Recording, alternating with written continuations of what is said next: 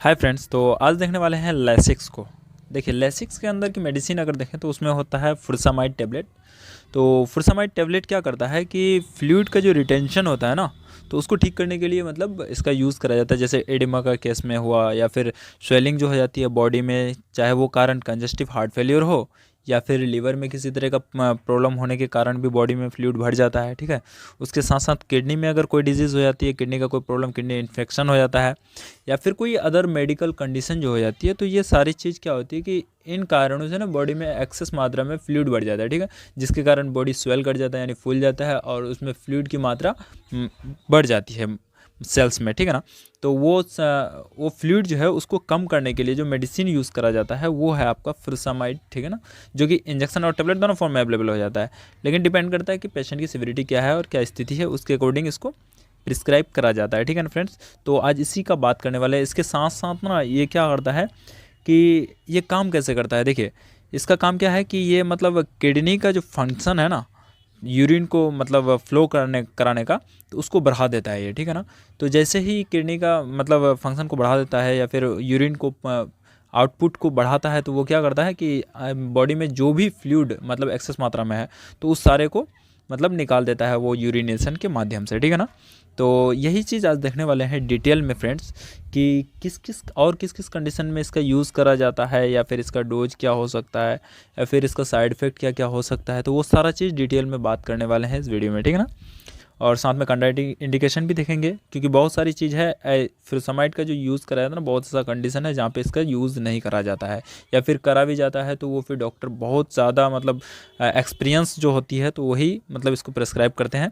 ठीक है ना, तो वो सारा चीज़ देखने वाला है इस वीडियो में। ठीक है, तो वीडियो में शुरू से अंत तक बने रहिएगा। ठीक है ना, अगर चैनल में नए हैं तो चैनल को सब्सक्राइब कर लीजिएगा।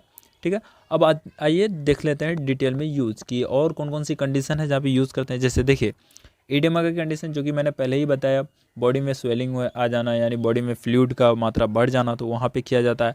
उसके बाद acute pulmonary oedema. Acute pulmonary मतलब क्या होता है कि पल्मोनरी लंग्स को बोला जाता है। ठीक है ना, तो लंग्स के अंदर जब पानी भर जाता है ना, तो उस पानी को भी कम करने के लिए इसका यूज़ करा जाता है। उसके बाद सेरेब्रल एडिमा भी इसका यूज़ करा जाता है। सेरेब्रल एडिमा क्या होता है कि मतलब ब्रेन में जो है ना, ब्रेन का प्रोटेक्टिव लेयर, तो वहाँ पे फ्लूइड जब बढ़ जाता है तो उस फ्लूइड को भी कम करने के लिए इसका यूज़ किया जाता है। उसके बाद हाइपर कैल्सीमिया में भी इसका यूज़ करता है, जब कैल्शियम लेवल बढ़ जाता है बॉडी में एक्सेस मात्रा में, तो उसको भी कम करने के लिए इसका यूज़ करते हैं।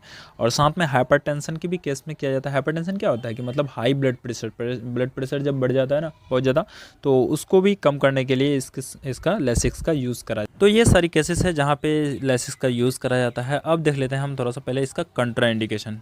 देखिए फ्रेंड्स, कंट्रा इंडिकेशन बहुत ज़रूरी है इस मेडिसिन का खास करके, क्योंकि बहुत सारे डिजीज़ है जहाँ पे इसका यूज़ नहीं करा जाता। जैसे कि अगर फुरसामाइड से एलर्जी है, फुरसामाइड, क्योंकि इसके अंदर की मेडिसिन जो है वो फुरसामाइड है। ठीक है ना, लैसिक्स तो एक ब्रांड नेम है। ठीक है ना, तो फुरसामाइड से अगर एलर्जिक है तो इसको यूज़ नहीं करना है। उसके बाद अगर सल्फा ग्रुप का ड्रग्स जो है, सल्फा ड्रग्स जो होती है, तो उससे अगर एलर्जिक है तो उसमें भी नहीं कराया जाता है।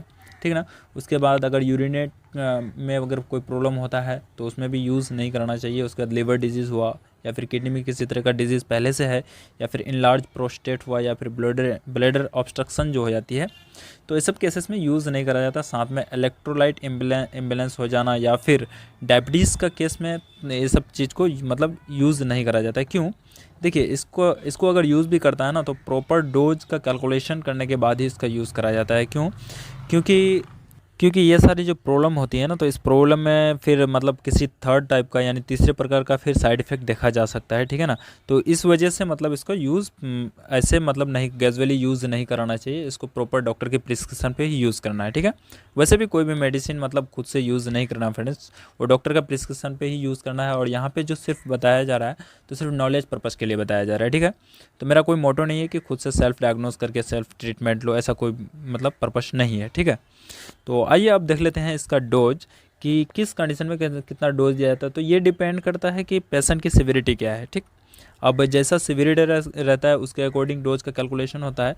लेकिन ऐसे ग्रेजुअली अगर कॉमन डोज की हम लोग बात करें तो वो 20 से 40 mg तक एक दिन में दिया जा सकता है। ठीक है ना, तो दोनों में से मतलब 20 mg से 40 mg तक दिया जाता है। वो सिविरिटी जैसा होता है, फिर उसके अकॉर्डिंग अगर हो सकता है कि सिविरिटी बहुत ज़्यादा है तो उसमें बढ़ाया भी जा सकता है। वो डॉक्टर अपने एक्सपीरियंस के अकॉर्डिंग उसे कर देता है। ठीक है ना, और बात करें हम लोग इसका, अगर एक्सेस अमाउंट में इसका अगर यूज़ करते हैं ना, तो इसमें क्या होता है कि हेयरिंग लॉस मतलब कंप्लीट परमानेंटली जा सकता है। इस वजह से ना ये सब मेडिसिन को मतलब बिना प्रिस्क्रिप्शन का यूज़ नहीं करना है फ्रेंड्स, ठीक है।